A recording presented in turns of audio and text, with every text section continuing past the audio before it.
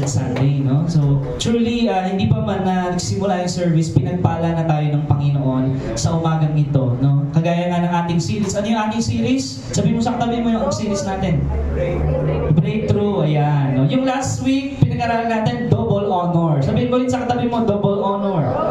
Ayan. Para yan sa Panginoon, no? At ang Tagalog nga ng breakthrough is pambihirang tagumpay. Amen? So sabihin natin, pambihirang tagumpay. Ayan. Ibig sabihin, hindi basta-basta, no? Yung akala natin, hindi kaya, pero kaya pala ng Panginoon. Amen. Yung akala natin, wala ng pag-asa, pero ang pag-asa talaga natin ay ang Panginoon. Amen. Palakpakan natin ang Diyos na buhay. Hallelujah. Thank you, Jesus. And you are at the perfect place and the perfect time of God, mga kapatid. Yun, doon nagkakaroon ng breakthrough. Ayan. Kaya napakahalaga po ng salita ng Diyos, napakahalaga ma-impart natin, ma-impact natin ang ating community, ang ating pamilya ng salita ng Diyos. Nang sa gayon magkaroon ng talagang restoration. Sabihin natin restoration. Ayan. And yung sa devotion kanina, sabihin natin salvation. Ayan, no? Yun po talaga ay walang iba kundi dahil lang sa grasya ng Panginoon. Nung tayo ay sumampalataya sa Panginoong Jesus, andyan na, nagkaroon yung mga ebidensya ng ating pananampalataya. Amen? Nagkaroon transformation at restoration ng ating buhay. Tutunay nga ang Diyos lamang ang makakagawa nun sa ating buhay. Amen po ba, mga kapatid? Ang title po natin, basahin natin, sabay-sabay. Choosing the Lord above everything else. Isa pa. 1, 2, 3. Choosing the Lord above everything else. Sabihin mo sa katabi mo, piliin natin ang Lord. Ayan, no? Siya lagi ang piliin natin. Hindi kung sino or kung anumang bagay, no? Si Lord ang higit na nakakaalam. Siya ang lumikha sa atin. Amen. No? Siya ang mabuting Diyos na hindi nagpapabaya sa atin. No? So always choose to trust God. No? Trust and obey. Walang ibang paraan para tayo magkaroon ng pambihirang tagumpay kundi trust and obey. Choose God. Choose Jesus above everything else. Amen po, mga kapatid. No? At sa Biblia po, lahat ng nagtiwala sa Diyos mula kay Noah. Sino dito nakakilala kay Noah? Yung gumawa ng arko. Amen? No? Mula pa doon kay Abel, di ba? Sa lahi ni Abraham, Isaac, Jacob, no? Moses, hanggang sa panahon ng ating Panginoong Kristo. Lahat ng nagtiwala sa Panginoon ay hindi nabigo, kundi nagkaroon ng pambihirang tagumpay. Amen? Palapakan natin ang Diyos. Kapag inuna mo talaga ang Panginoon, pinili mo ang Lord over everything else, kapatid, hindi ka mahuhuli. Amen. Kapag una si Kristo sa buhay mo, hindi ka mahuhuli. Amen po, mga kapatid, no?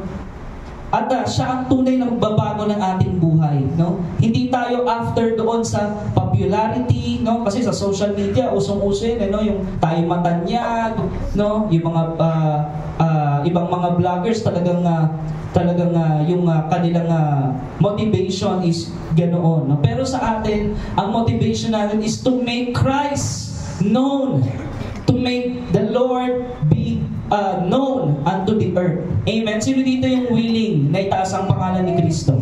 Yes. Hallelujah. No? Na kahit saan man tayo, kasi andyan yung mga persecution. Minsan, kinahihiya natin ang pangalan ng Panginoong Kristo na may mga Kristiyanong ganun eh. No? Na pag na-persecute, ay, nagba-Bible study ka pala. Ay, uma-attend ka pala ng service. Ay, kumakanta ka pala para sa Lord or nagsiserve ka. Ay, nagsiseminar ka pala, ma-attend ka pala. No? Yung iba medyo nahihiya pa. Pero kapatid, tandaan mo, hindi tayo kinahiya ng Panginoon sa krus ng Kalbaryo. Sabihin mo sa katabi mo, mahal ka ng Lord. Ayan.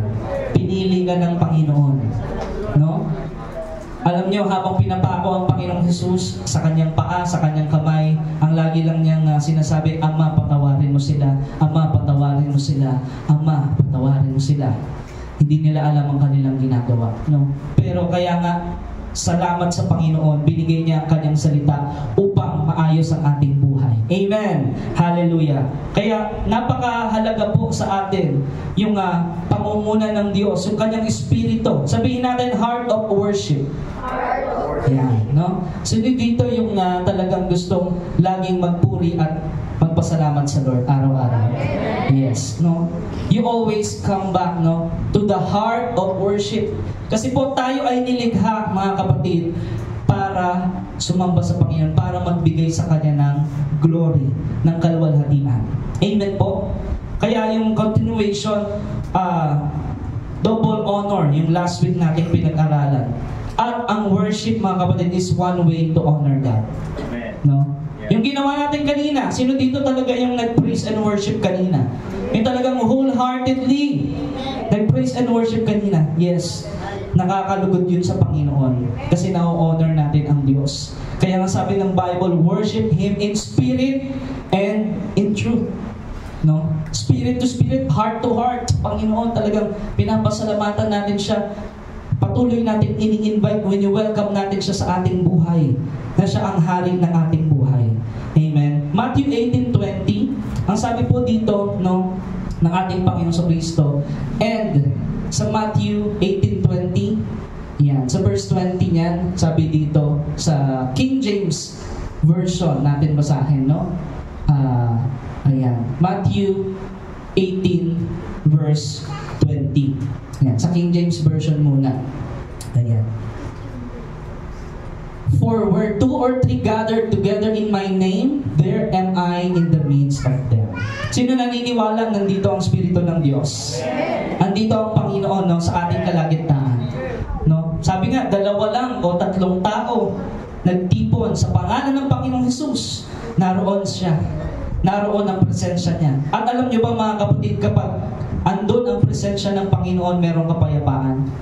Amen. Sa gitna ng sakit, karamdaman, sa gitna ng kagulumihanan, maraming problema sa pamilya, no? Mga bagay na hindi ka nais-nais na nangyayari sa mundo, pero kapag nasa presensya ka ng Diyos, merong kaayusan at kapayapaan. Amen. Above everything else, choose Jesus. Amen. Sabihin mo sa katabi mo, choose Jesus. No? Si Jesus ay Diyos. Amen po? Yes. Hindi siya naging Diyos. Hindi nagkaroon ng botohan or eleksyon para maging Diyos si Jesus. Siya ay Diyos. Amen. Amen? Siya ay talaga Diyos. No? At siya yung lumikha sa atin. He will be forever be God. Philippians 2:10. Ang sabi dito sa Philippians 2:10, mga kapatid, basahin natin sa King James Version, no? Na ang lahat ay tunay. No, sabi doon, every knee shall bow, things in heaven, things in earth, and things underneath the earth, because Jesus is God. Amen. Sabi mo sa katabi mo, Jesus is God. Jesus is God. Yan, no? Darating ang panahon, kahit yung mga hindi naniniwala kay Jesus, no, sabi doon, every knee, no, kahit ayaw nila lumuhod sa Panginoon, pagbalik ng Panginoon, lahat yan luluhod. Amen. No? Kahit yung mga things in heaven, kahit yung mga bituin, kahit yung mga planeta, kahit yung mga lahat ng nakikita mo, luluhod sa harapan ni Jesus. Amen. Ganun siya makapangyarihan. And yung mga things under the earth, dahil siya'y Diyos, mga kapatid, lahat ay luluhod. Amen. The reason why we get on our knees to God, because we remember na tayo ay mga bilanggo ng kasalanan. Naalala pa natin, mga kapatid, nung tayo ay alipin pa ng kasalanan, sino naalala yun? No? Wala tayong sunod-sunod lang tayo, wala tayong kapangyarihan, no? Na humindi. No? Sige, inom. Sige, yosi, marijuana, sugal. Diba? Kung ano-anong mga drugs. No? Pero dahil kay Jesus, lahat iyon ay nawasak. No? Kaya talaga kapag nag-worship ka sa Panginoon, andoon yung puso, no? Na talagang grateful. Kasi kapag ikaw ay grateful, kapatid, ikaw ay magiging faithful din. When you are grateful to Jesus, you'll be faithful servant to Jesus. Amen? Lagi mong inaalala yung ginawa ng Panginoon, yung kabutihan ng Diyos, yung ginawa niya doon sa krus. No? Kaya choose the Lord above everything else, mga kapatid. Wala nang iba, no? Tinubos niya tayo mula sa pagkaalipin sa diablo, sa sumpa, no, ng kasalanan. Si Jesus lang ang gumawa nun dahil siya ay Diyos, no? So, kailan, kapatid, yung huling na time na talagang nag one-on-one ka with the Lord, no? Na, Panginoon, maraming salamat po sa ginawa mo para sa akin. Amen. Sino dito yung talagang may grateful heart, no? Yung sa salitang Tagalog, meron talagang utang na loob sa Panginoon, no? The Lord, araw-araw ko pong tatanawin yung ginawa mong pagmamahal at sakripisyo at patuloy na pagmamahal sa akin. Amen. Amen. Yun ang ating motivasyon, mga kapatid, no? Kaya sabi doon sa Revelation, doon sa ating slide, no? Sabi doon, Revelation 4:11, aming Panginoon at Diyos. He is Lord, He is God. Karapat-dapat kang tumanggap ng kaluwalhatian, karangalan, kapangyarihan, sapagkat ikaw ang lumalang sa lahat ng bagay. Ayon sa iyong kagustuhan, sila'y nagkaroon ng buhay at nilikha. Tingnan mo yung katabi mo. Ang ganda ng pagkalikha sa Lord. Amen. Amen. You are fearfully and wonderfully made by God. Kaya nararapat lamang siyang sambahin, no? Yung ating mga tinatangkilik, no, na mga, halimbawa, meron kang garden. Sino dito meron garden? Mahilig sa nature. Yan, no? So, travel, mahilig ka rin mag-travel. Gusto mong makita yung kagandahan ng nature. Sino gumawa nun? Ang Diyos, ang Panginoon, no? Pinapasalamatan mo ba ang Panginoon? No? Sa kanyang mga likha? No? Yung mismong katabi mo, nilikha yan ng Diyos. Amen. Have a grateful heart. Choose the Lord above everything else. Choose to worship. Sabihin mo sa katabi mo, choose to worship. Yan. Ang dapat lamang pong tumanggap ng pagsamba ay ang Diyos. Hindi po ang tao. Marami po kasing tao sumasamba sa tao. No? Hindi nga nila alam yung iba, di ba, na ina-idolize nila na artista. Sino dito may idol na artista? No? Hindi nila namamalayan, sinasamba na pala nila yun, di ba? Meron nga ata, makapunta lang doon sa concert, no, nung kanyang idol, binenta yung kabilang kidney. May mga ganun, o gumawa ng masama, no, para lang makapunta doon sa kanyang iniidolo. Di ba? Tapos kapag dumaan na yung iniidolo nila, tapos may iyak pa ka. Di ba? Tapos ang binayad niyo dun sa concert, 50,000. Dito sa church, wala nang ticket eh. Di ba? Libre-libre. At dun mo masusumpungan, mararanasan ang presensya ng Diyos. Amen! Palakpakan natin ang Panginoon. Sabihin natin, choose Jesus. No? So, yun po ang magandang celebration no? Higit pa sa kahit anong konsyerto dito sa mundo, sa mga pupuntahan ng concert or anumang mga party yan, mas masarap sa presensya ng Panginoon. Amen. No? Better is one day in your house, Lord, than 1,000 elsewhere. Amen. Amen. Yan ang sabi sa Biblia eh. Mas saya, mas maganda, mas fulfilling. No? Sa ating pagkatao dahil kaharap mo yung lumikha sa iyo. Yes. No? Nagsasalita yung lumikha sa iyo sa pamamagitan ng kanyang recorded, written word. Amen. Amen. Grabe po yun, mga kapatid. Kaya always choose God above everything else. Huwag natin piliin yung mga bagay. No, sabihin natin, priority. Priority. Yan. Sino ba ang importante sa buhay natin? No? Kasi marami naman naniniwala, tama? Naniniwala sa Diyos. Pero iba yung may personal na relasyon sa Diyos. Pag sinabing religious ka lang, simba ka, ganyan. Paglabas, bisyo na naman.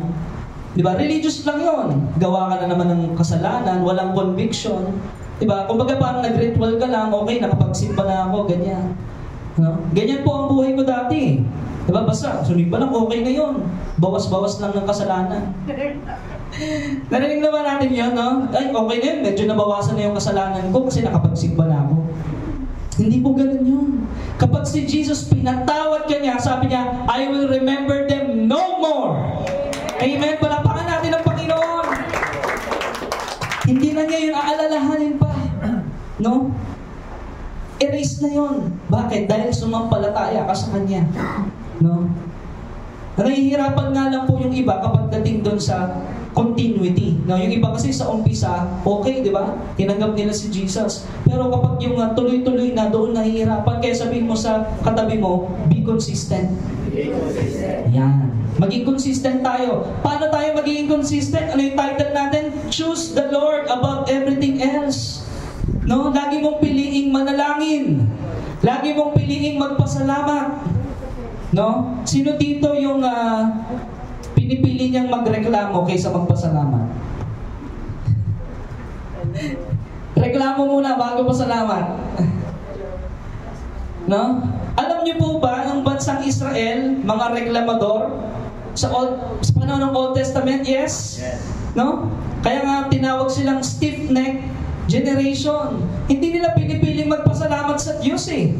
Anong pinipili nila? Ang almusal nila, reklamo at magturuan, magsisihan. No? Pero ang tinuturo po sa atin ng salita ng Diyos, piliin mo ang Panginoon. Piliin mo laging manalangin, lumapit sa Kanya, i-honor siya, mag-worship sa Kanya. Yun ang lagi nating piliin. Amen? Piliin mo lagi yung salita ng Diyos na sundin mo. No, napanghawakan mo yung Kanyang pangako. Yes. Above everything else, choose the Lord above everything else. Kapatid, no? Wala kang makikitang tao na sumampalataya sa Diyos at sinabi niya, nagsisi ako, nakinig ako kay Jesus. Walang ganun. Lahat ng nag-testimony, sinabi nila, no, nung sumunod sila kay Jesus, nung pinili nila si Kristo, talagang napakaganda ng nangyari sa kanilang buhay. No? Hindi naging marangya or perfecto. Andyan yung mga pagsubok. Yes. Hindi tayo exempted sa pagsubok. Tama? Yes. Pero kapag na kay Kristo ka, kapatid, andun ang kapayapaan. Amen. Sa gitna ng kaguluhan. Palakpakan natin ang Diyos na buhay. No? Sa gitna ng pag-aalala, sa gitna ng kakabaka-baka, or, di ba, ang dami mga problema. Andoon, idadalhin ka ng Panginoon ng mabuting pastol doon sa still waters, no? Doon sa batisan, di ba? Tahimik na batisan kung saan andun ang Kanyang presensya. Amen. And sabi nga doon, He will make you lie down. Sabi natin, lie down. Sa Kanya ka makakasumpong ng kapahingahan. Amen. Kapag nag-worship ka sa Panginoon. Kaya choose Jesus, mga kapatid, no? Sabi pa sa ating verse, basahin natin, no? Next. Tanging sa iyo lamang, Yahweh, ang dakilang karangalan. Kanino po ang dapat parangal? Ayan. Yung, sino yung mga honor students dito? Kaway kayo? Honor students, yes, matatalino taga-DOCGM. Palapakan natin ang Diyos. Amen, no? So, kapag nakakatanggap kayo ng achievements, ano dapat muna sabihin natin? Thank you, Lord. No? Salamat agad sa Panginoon. No? Kasi kanino ba galing yung talinong yan? Kanino ba galing yung lakas natin? No? Yung resources natin? Sino ba nag-provide? Who is the greatest provider? Eh, di ba si Lord? Di ba? Kaya bigay mo sa Kanya yung karangalan. Amen. Always take the Lord, always take Jesus, give Him glory. No? Sabi doon, hindi namin maangkin. Hindi naman sa atin ang glory. Sa Diyos, nararapat yun. No? Pagkat ito'y sa iyo lamang. Amen. Sabi doon, walang kupas ang iyong pag-ibig. Ang pag-ibig ng Diyos, tuloy-tuloy. No? Natatanging katapatan. No? Walang ibang higit sa lahat kundi ang Panginoon. Kaya karapat-dapat lamang siyang sambahin, papurihan, no? Kaya nga, ang praise and worship, mga kapatid, sa Diyos po talaga yun. Amen. Hindi kung kanino. Amen po, mga kapatid, no? Papuri ay laging sa Diyos dapat binibigay. Ang pagsamba, ang pasasalamat, ang karangalan, anumang narating natin sa buhay, di ba? Hindi yung nakapagtrabaho ka lang, nakalimutan mo na si Lord. Di ba? Natanggap ka dun sa pinapangarap mong career. Di ba? Nakapasok ka sa PBB. Nakalimutan mo na si Lord. Di ba? Kasi nakontamina ka na ng mga kamunduhan or what, no? Pero andyan pa din ang Panginoon, mahal ka pa rin niya. Di ba? May ganung nag-testimony eh. Sa kabila ng kanyang paglimot sa Panginoon, dahil siya ay naging tanyag, dahil narating niya yung pangarap niya sa mundo, no? Nakalimutan niya ang Panginoon, pero nung nagkaroon ng matinding pagsubok, tumawag siya sa Panginoon at nandoon agad naman ang Panginoon. Amen. Ganun kabuti ang Panginoon. Sabi mo sa katabi mo, mabuti ang Diyos. Yan. Kaya dapat sa Kanya lamang ang karangalan, pasasalamat, pagsamba, papuri. Siya po ang may-ari noon. Huwag po nating angkinin. Tama po ba? Amen. No? Sa Kanya po lahat yon, mga kapatid, ng pasasalamat, papuri. Sabi sa Isaiah 42 verse 8, or dito muna sa, yan. Ako si Yahweh, sabi doon. Yan ang aking pangalan. Walang makakaangkin ng aking karangalan. No? Sabi pa doon, ang papuri ay sa akin, hindi sa Diyos-Diyusan. No? Ano po ba yung Diyos-Diyusan? Pwede yung pera, pwede yung tao, no? Yung mga bagay sa mundo, di ba? Katulad si Nebuchadnezzar sa Biblia po, di ba? Nagpagawa siya ng kanyang statue, di ba? Upang sambahin ng bansang Israel. Pero merong tatlo na hindi sumamba. Anong pangalan nun? Oo, kausap ko lang yun kanina eh. Si Meshach, sino ba isa? Shadrach at Abednego. Yan, no? Itong tatlong ito, kaibigan to ni Daniel. No? Kaibigan siya ni Daniel. At itong tatlong ito, faithful to sa Panginoon. Yes. No?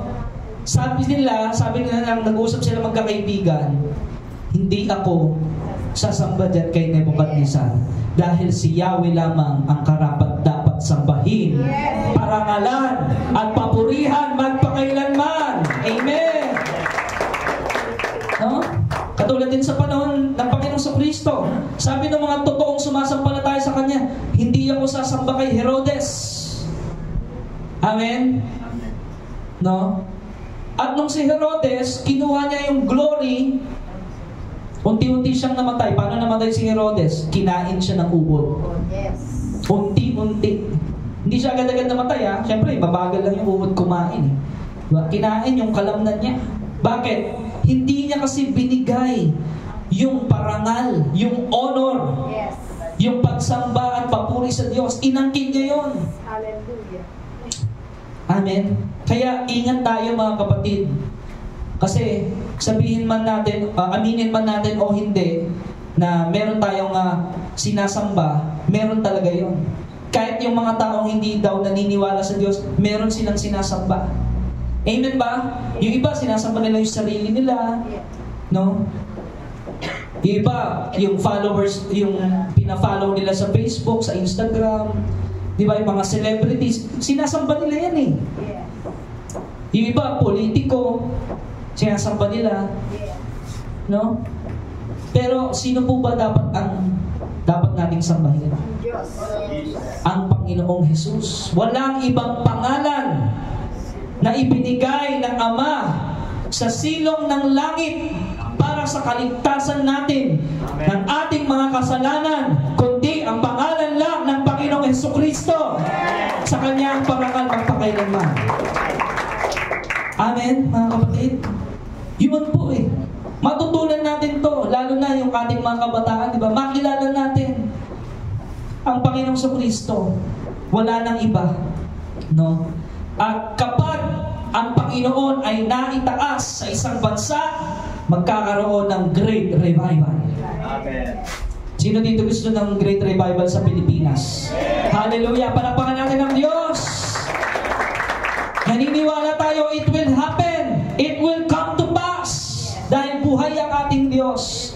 Si Kristo, nasa kanan ng Diyos Ama, nananalangin, namamagitan, no, para sa atin. No?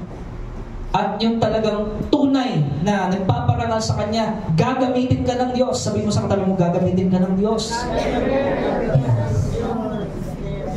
Para magkaroon ng restoration sa ating pamilya, sa ating komunidad, sa ating mga barangay, sa ating mga schools, hanggang sa buong Pilipinas.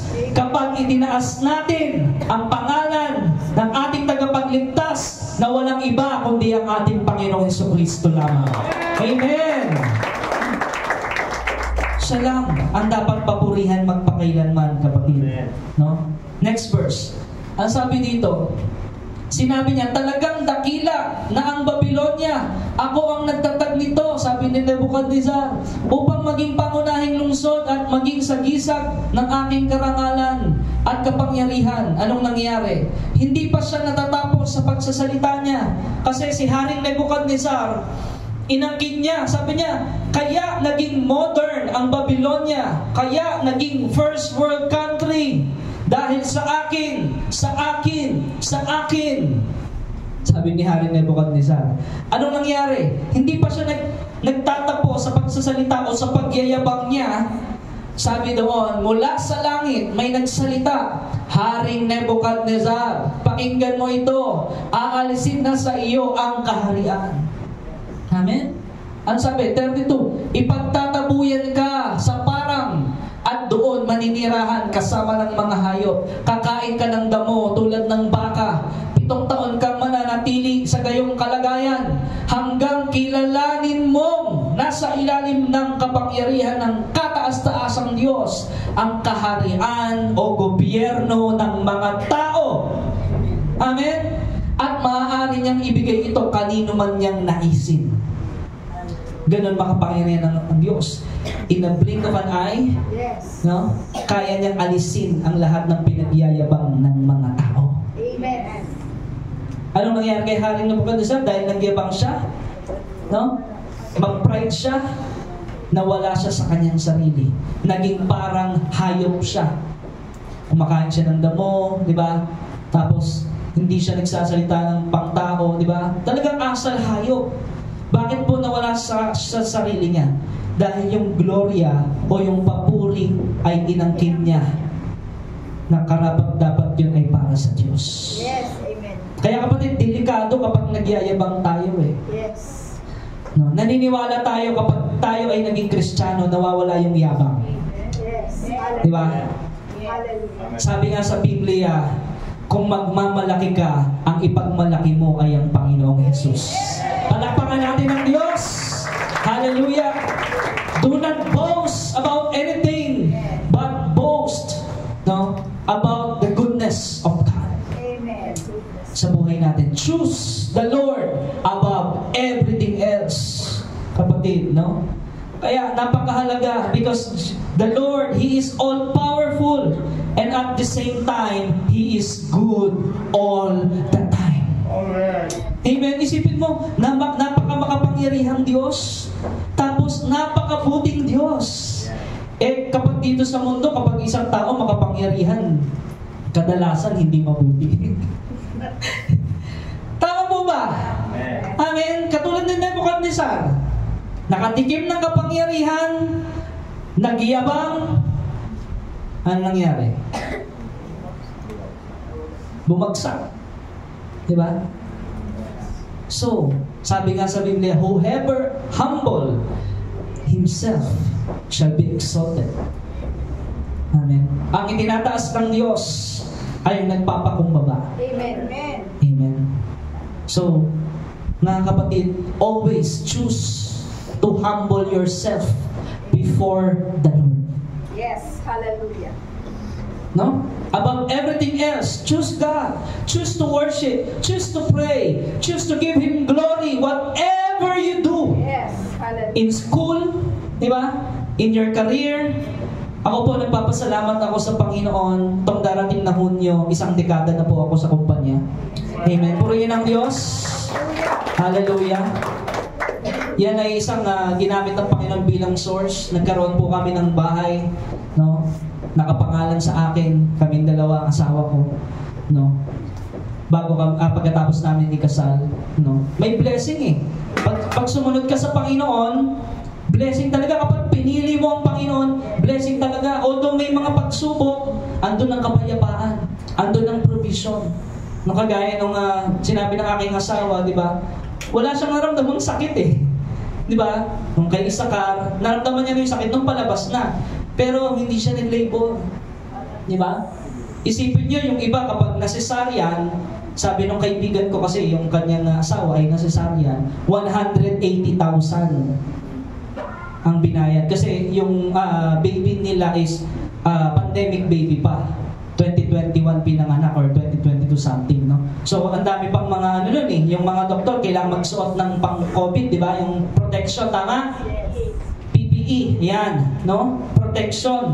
So, umabot ng gano'ng halaga, di ba? So, napakabuti ng Panginoon, mga kapatid. Kapag siya talaga ang inuna mo, siya talaga ang itinaas mo sa buhay mo, everything will go in its proper place. Praise the Lord!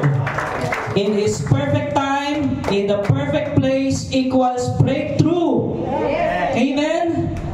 Kapag nasa time ka ng Panginoon, nasa season ka, kung anong pinapagawa sa iyo ng Diyos, yun ang inuuna mo ang Panginoon. Amen. Diba? Halimbawa, ikaw ay estudyante, no? Hindi ko muna inuuna yung pagka-girlfriend or pagpo-boyfriend ko. Inuuna ko si Jesus. Amen! Hallelujah! Isang patotoo, no? Kasi dati inuna ko yung crush ko, no? No, ako ay elementary pa lang ata ako nun or high school, no? Yung nanay ko, grade 4 daw yun, no? Nag-aatin ng sulat. Oo. So, hindi pala, akala ko, ano yun, di ba, parang tama yun. Tapos nung high school ako, akala ko, tama yun kasi hindi ko pa kilala si Jesus. Amen ba? Pero, sabi ng Panginoon, merong time. Yes. No? Amen. Kaya nung perfect time na, napakaganda po nung binigay sa akin ng Panginoon. Pinakamagandang babae sa balat ng lupa. Hallelujah! Woohoo! Ganun talaga, breakthrough. Kapag naghintay ka, wait patiently in the Lord. And His perfect time, perfect place. Ganun po yun. Diba? Eh kasi kapag hilaw, diba, wala sa panahon, wala po yun. Hindi well done. Amen ba? Pero kapag si Jesus ang inuna mo, pinili mo si Jesus, ano yung title natin? Choose the Lord above everything else. Diba? Lumapit ka sa Kanya, inuna mo siya. Wow! Breakthrough. Amen? No? So ako po, katulad sa nabanggit ko, 10 taon na ako sa kumpanya, no? Marami pong mas mataas yung pinag-aralan sa akin doon. Pero anong pinagkaiba, mga kapatid? Ang favor, laging nandoon. Amen. Naalala ninyo, the OCGM, nung naiba yung aking schedule, may pasok ako ng linggo, pinag-pray natin, nilapit natin, choose Jesus above everything else. Anong ginawa? Kahit hindi ako nag-request sa boss ko, binigay yung linggo. Praise the Lord! Hallelujah!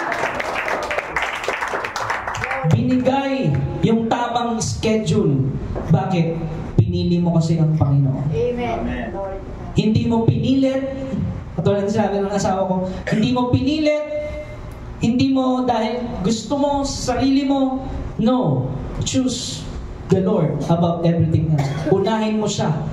Diba? Matthew 6:33, alam natin yan.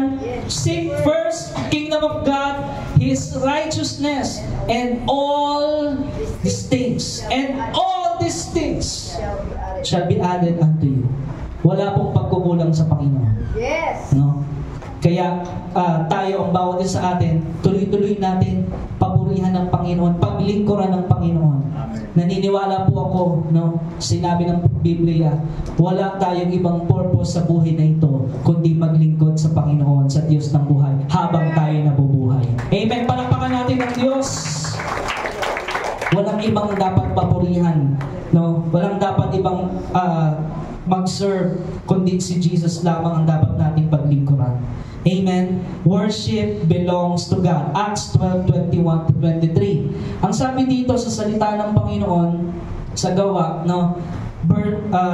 chapter 12, verse 21 to 23, sabi niya, basahin natin.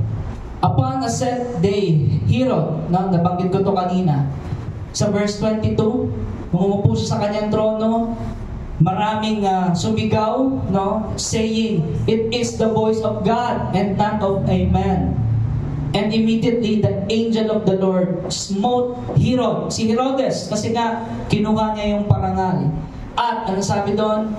But because he gave not God the glory, he was eaten of worms and gave up the ghost. Amen? Kaya ingat tayo mga kapatid. Huwag tayong magyabang, huwag tayong magmalaki sa buhay natin. No? Ang Lord ang ipagmalaki natin. Kaya tayo nagde-testimony dito para itaas ang pangalan ng Diyos. Para i-share sa ating mga kapatid kung paano tayo nakatanggap ng pagkilos, pabor mula sa Panginoon. Amen? Kung wala po ang grasya ng Panginoon, wala pong DOCGN. Amen. Amen? Wala ho tayong favor na matatanggap kung hindi natin inuna ang Panginoon. No? Lahat po yan dahil lamang sa kabutihan at kadakilaan ng ating Diyos. Palapakan natin ang Panginoong Jesus. Hallelujah. He is above all, above everything else. No? God is God and He is worthy to be praised and to be worshipped. Amen. He is all powerful. Anyone who gets worship, katulad ni Herod, sinamba siya ng mga tao at hindi niya binigay yon sa Diyos, siya ay bumagsak. Kaya ingat tayo mga kapatid. Only God is strong enough to carry the glory of worship. Amen? Kaya napakahalaga po. Katulad si Satanas, si Lucifer. Bakit siya bumagsak? Dati, mahusay na anghel siya. No? Bakit siya bumagsak? Dahil gusto niyang maging Diyos, no? So, ingat po tayo mga kapatid. Dahil ang Diablo na si Lucifer, he became evil dahil kinuha niya at gusto niya siya ang maging Diyos, no? Pero hindi siya nagwagi, no? Kaya, number 1, ang alisin natin, sabihin natin, pride. Yan. Yan ang dapat alisin natin. Pride, no? Like when you don't like yung mga bagay, tapos ikaw ay talagang nagmamalaki or nagmamayabang. Halimbawa, mga kapatid, naging sintonado yung music ministry. Halimbawa lang hindi ka na ba mag-worship sa Lord, no? Ay, pumiyok. Diba? Ay, mali yung chords. Ay, mali yung palo ng drums. Ay, mali yung pianista. Alam mo ba kapag nasway ka at hindi ka na nag-worship dahil lamang hindi mo alam yung kanta o hindi ka nagandahan sa boses o sa tugtog, no, na yung lyrics naman ay para sa Panginoon, anong tawag doon? Pride. Amen po, mga kapatid? Pride. Pangalawa, problems. No, mga hadlang yan sa pag-worship natin sa Panginoon. Worship is about God. Worship is not about you. No? Hindi natin wini-worship yung music ministry. Yes. Na kaya lang nakakapag-worship ka dahil maganda yung tugtugan o maganda yung boses. Ganun ba yon? Hindi po. Hindi natin wini-worship yung worship team. Tandaan natin yan. No? By heart tayo mga kapatid. Ano mang mangyari dyan sa worship team, sa Diyos tayo nakatingin. Amen. Sa Diyos tayo sumasamba. Amen. O di kaya yung katabi mo sintonado, tapos di ka na mag-worship? Diba? Hindi po yun ganoon. Pride po ang tawag doon. Kasi maraming tao masyadong conscious no? About their surroundings. Diba? Pag nag-worship ka sa Diyos, kapag nagpipray ka sa Panginoon, kapag ina-adore mo ang Panginoon, it's between you and the Lord. Amen. Diba? Wala kang pakialam kung sino man yung mag-iingay dyan or katabi mo. Amen ba? Yun po ang totoong worship. Huwag tayong magkaroon ng pride. No? sa pag-worship natin sa Panginoon. No? Kaya, yung iba, sinasabi, kaya hindi ako makapag-worship or makapagpasalamat sa Panginoon. Kasi ang dami kong problema eh. Ganun ba, kapatid? Kapag marami kang problema, hindi ka nasasamba? Hindi ka na magbibigay ng parangal? Ganun ba yon? No? Yun kasi yung ibang naririnig natin eh, no? Kasi ang akala nila, yung problema, mas malaki kaysa yung Diyos. Alam nyo ba, mga kapatid, yung ibang tao, sinasamba nila yung problema nila. Sige, tahimik muna ako mga 5 seconds. Yung ibang mga tao, sinasamba yung problema nila. Bakit? Inuuna nila yun kaysa sa Diyos. Nakukuha ba natin, mga kapatid? Sino ang dapat unahin mo? Yung problema mo o ang Diyos? Ang sumamba sa Diyos, ang magparangal sa Diyos dahil ganun ka ginawa ng Diyos, o yung problema mo? Nilikha ka ng Diyos para sumamba, para magpuri, para mag-serve. Amen. Yun ang kadahilanan, yun ang purpose. Sabihin natin, purpose. Yeah, that's the purpose of our life. To worship, to serve God, to give Him glory in what everything we do. Amen? Huwag natin unahin yung pride. Huwag natin unahin yung problema. Ang unahin natin ay ang Diyos. Amen po, mga kapatid. 2 Corinthians 3:18. No? One of the biggest reasons that we need to worship is because we will be something that is not good kapag hindi ka sumamba. Hallelujah. Sabi doon, at ngayong naalis na ang talukbong, nagniningning na sa ating mga mukha ang kalwalhatian ng Panginoon. Bakit nagniningning sa atin ang kalwalhatian ng Panginoon? Dahil sa pagsamba. Amen ba, mga kapatid? Nagkakaroon ng pagbabago ang buhay ng isang tao kapag siya'y sumampalataya at tuloy-tuloy na sumamba sa Panginoon. Amen. Ang pagsamba, hindi lang yan yung kumanta tayo or praise and worship. Hindi lang po yun. Napakalawak po ng pagsamba. Amen? Sabi doon, at ang kalwalhatiang yan na nagmumula sa Panginoon na siyang Espiritu ang siyang magbabago sa atin mula sa isang antas, sa isang level ng ating pananampalataya, ng kalwalhatian hanggang tayo'y maging kamukha niya. Ganun pala kahalaga ang pagsamba, no? Kaya sabihin mo sa katabi mo, attend tayo lagi sa service. Hallelujah. Sino dito yung gusto niya itong taon na to talagang maging active siya sa worship? Yes, hallelujah. Palakpakan natin ang Panginoon. No? Kasi nagbabago eh. Habang lagi kang sumasamba sa Panginoon, sinusunod mo siya. Obedience is part of worship, mga kapatid. No? Offer your body as a living sacrifice, holy and acceptable. Obedience is part of worship. Pray without ceasing is part of worship. Giving your tithes, your offering is part of worship. At kapag ganun po ang ginawa natin, unti-unti tataas ang ating antas ng pananampalataya. Magiging matibay ka sa pananampalataya at hanggang sa maging kalarawan ka na ni Kristo. Ganon kahalaga ang pagsamba. No? Bakit maraming mga magulang, pag ayaw nilang pumasok sa school yung kanilang anak, kinakalagkat nila. Bakit? Kasi mahalaga yung school eh.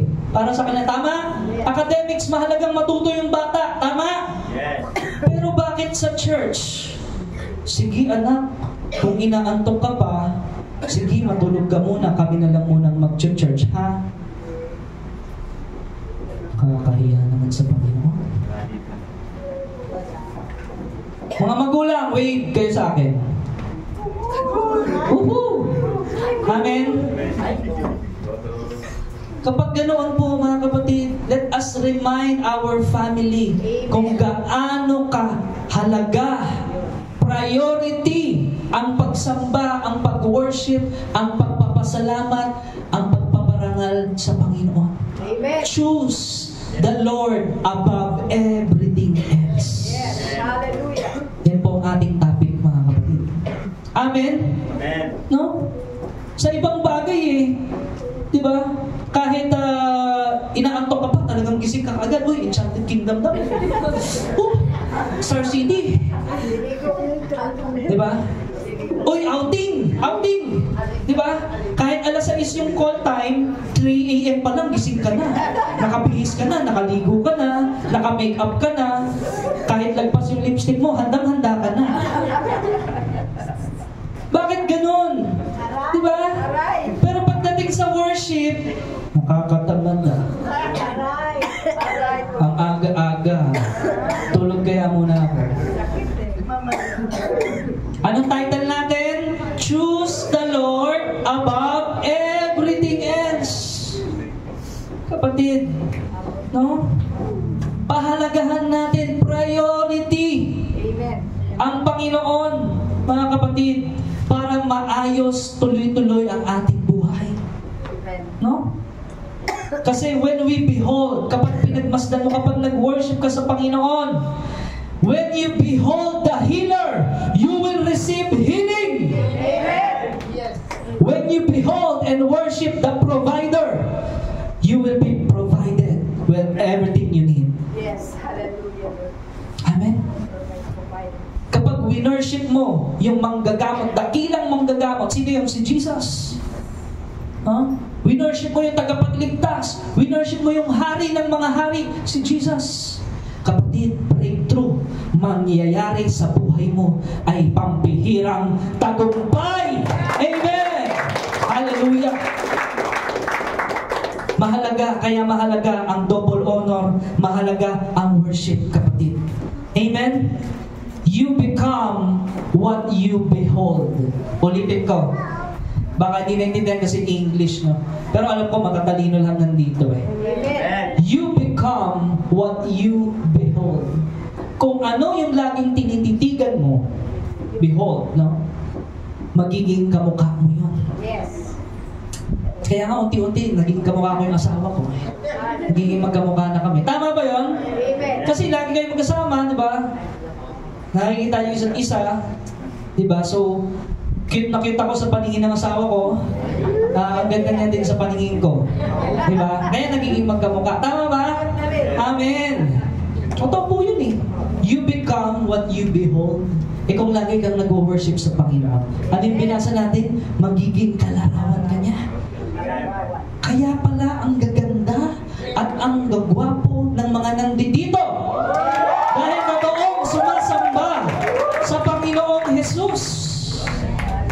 Amen? Kaya kahit puno-puno ng problema, talagang maaliwalas yung mukha eh. Diba? Bakit? Kasi nag-worship ako kay Jesus. I know He will heal me. I know He will provide for me. I know He will save me in every situation. Yes. Because I give Him glory. Amen. Amen? Kaya napakahalaga, choose the Lord above everything else. Mga kapatid. Amen ba? Amen. Kaya napakahalaga, when you behold the Lord, napakahalaga, magkakaroon talaga ng transformation. Amen. Kaya iwasan natin yung mga idol worship. Diba? So, yung iba kasi ganun eh, di ba? So, halimbawa, nung panahon ni Elvis Presley, lahat nagpapilya. Ganun makapal. Kasi idol nila yun eh. Nung Michael Jackson, nag-moonwalk na. Hindi ko kaya yun. Huwag na ipagawa sa akin ngayon yun, ha? This is not the perfect time for that. Amen? So, tapos, di ba, ngayong generation na, iba na. Di ba? Hindi ko alam kung ano eh. Sino na? K-pop. Di ba? Oh, hindi ko na kaya yun. Baka nag-expect kayo, K-pop si Pastor. Hindi. No? So, mga ganun eh. Mga kapatid, di ba? Ginagaya, mga artista, mga celebrity. Hindi nila namamalayan na worship na pala nila yun. Nagiging Diyos na pala nila yun. Kahit sinasabi nila, ay hindi, ano ko lang talaga siya kasi ang bait-bait niya. Diba? Ang galing kumanta, ang galing sumayaw, no? Lalagay yung cellphone doon, tapos diba? Nakikita ko, kahit yung mga nasa mall, mga bata, diba? Galakad kami mag-asawa, holding hands kami. Bigla bigla na lang may maglalagay ng cellphone sa tabi, tapos, sabi ko, ano to? Sabi ko, mahal, sali kaya tayo. Naka-live ata siya. Diba? Wave kayo mga kabataan. Woohoo! Palaban natin si Jesus! Abatid, iwas tayo sa idol worship, ha? Amen. Si Jesus ang unahin natin. Ang Lord ang unahin natin. Amen? Kaya sabi, it's when we worship something, no, or someone instead the Creator. Yun ang idol worship. Diba? Huwag yun mga kapatid. And that idol can become your property. Pwede yan yung posisyon mo sa trabaho, no? O kung anong meron ka, pwede yan maging idol mo. O yung sarili mo. Pero hindi dapat yun. Dahil ang dapat tumanggap ng pagsamba, papuri ay ang Panginoon.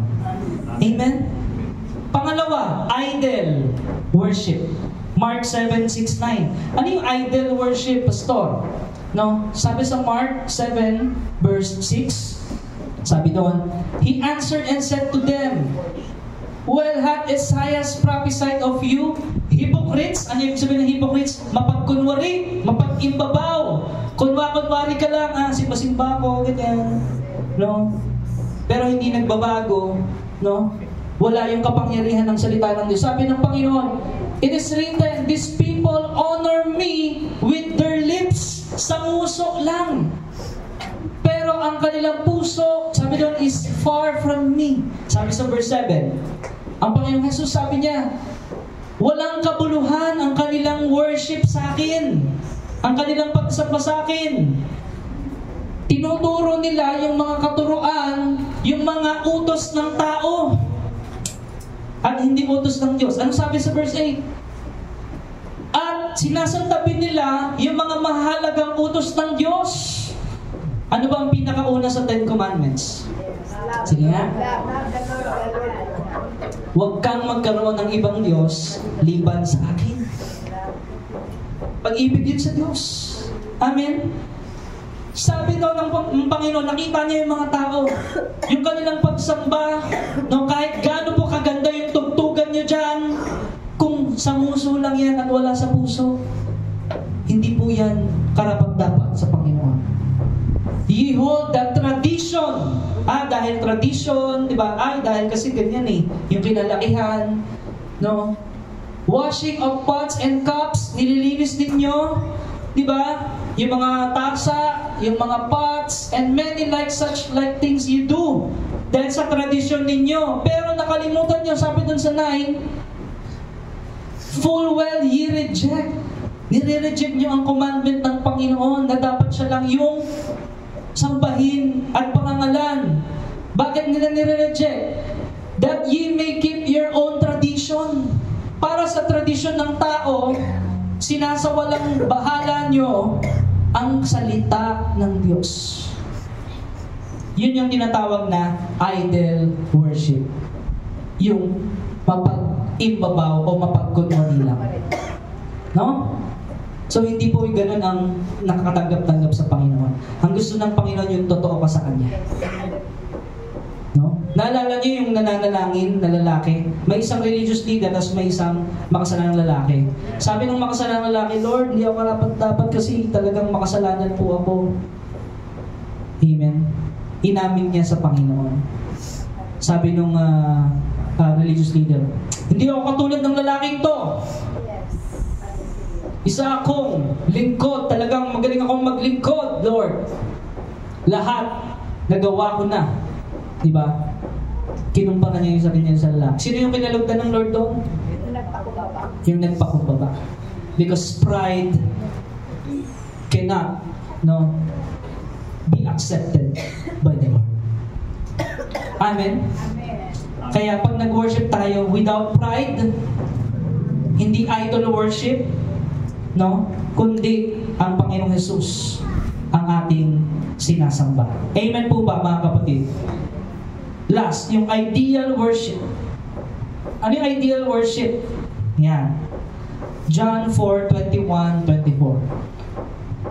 Ano talaga yung worship na gusto ng Panginoon? No, ano talaga yung karapat-dapat na pagsamba? Sabi ng Panginoon doon sa babae, sa woman, believe me, ang oras ay dumating na hindi mo na sasambahin ng Panginoon sa bundok na ito o kung saan man. Sabi doon sa verse 22, ye worship, ye know not what. Hindi, yung sinasamba nyo, hindi nyo namang kinikilala. No? Sabi ng Panginoon, we know what we worship. 23. Now is when the true worshipers shall worship the Father in spirit and in truth. Ano yung spirit and in truth? Merong pananampalataya. At totoo ka sa Panginoon. May pag-amin. Amen? Kasi alam naman ng Panginoon kung totoo ka o hindi. Siya ang nakakakita nun.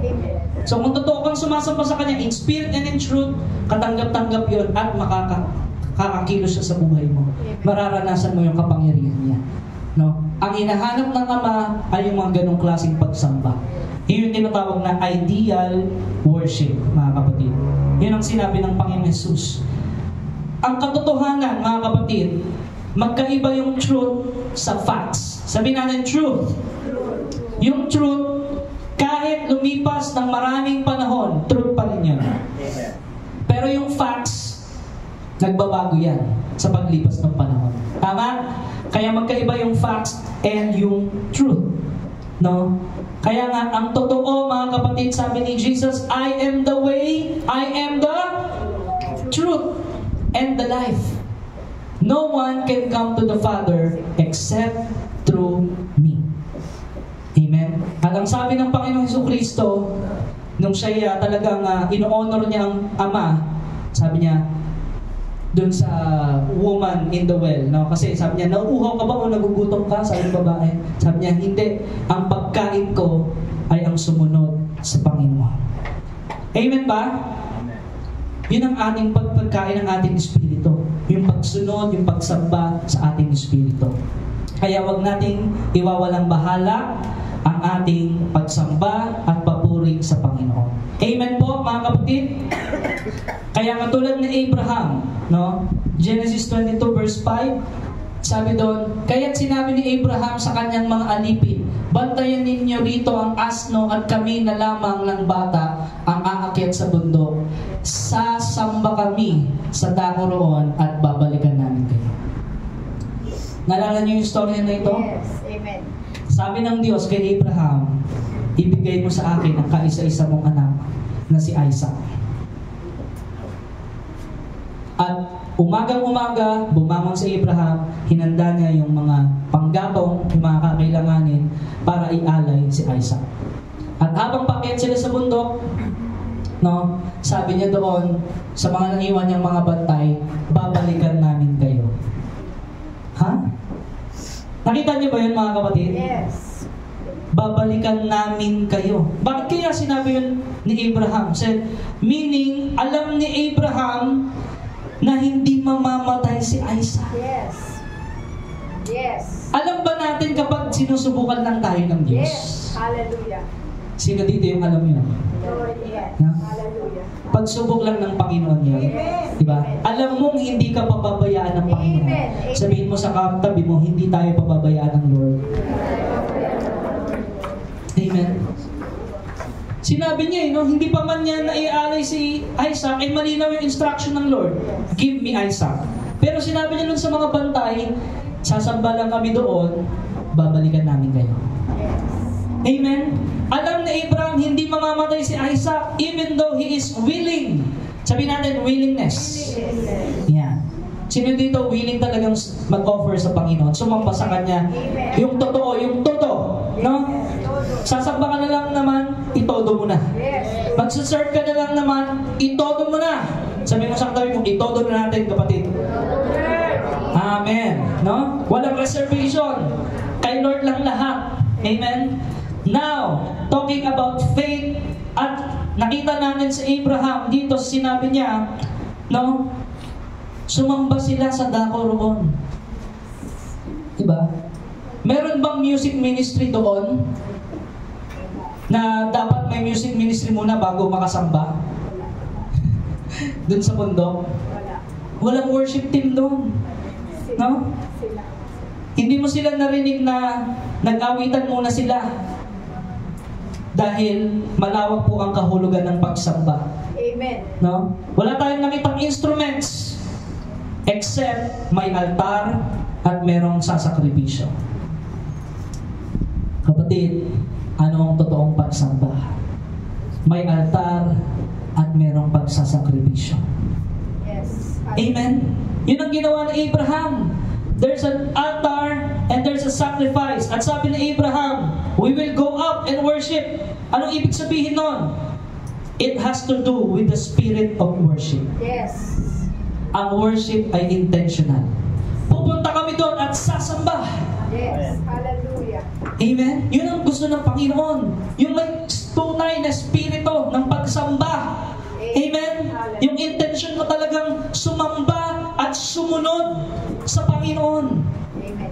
Yun ang kalugod-lugod sa Kanya. Ano ba ang pagsunod o obedience?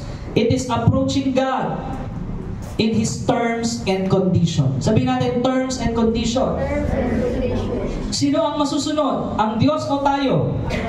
Ang Diyos. Diba? Siya ay Diyos eh. Because Abraham, dinala niya si Isaac doon sa altar, and kahit alam niya, masakit sa kanya yon, mga kapatid, very complicated, no? Na makita mo na ikaw, sasaksakin, di ba, iaalay yung kanyang anak. No?